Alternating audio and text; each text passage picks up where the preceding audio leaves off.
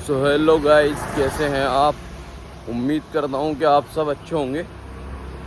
तो आज है डे 35 चैलेंज का डे 3। आज हम करेंगे शोल्डर एंड लेग की एक्सरसाइज और साथ में मैं क्लिप ऐड कर दूँगा। देखते रहना आप और लाइक फॉलो कमेंट सब करना। थोड़ी सी चलाई हमने साइकिल, हमने करी यहाँ पे थोड़ी सी बकचोदी। हमने करी 3 एक्सरसाइज शोल्डर की और 2 एक्सरसाइज लेग की। बाकी प्रॉपर लेग की एक्सरसाइज करते हैं हम सैटरडे में।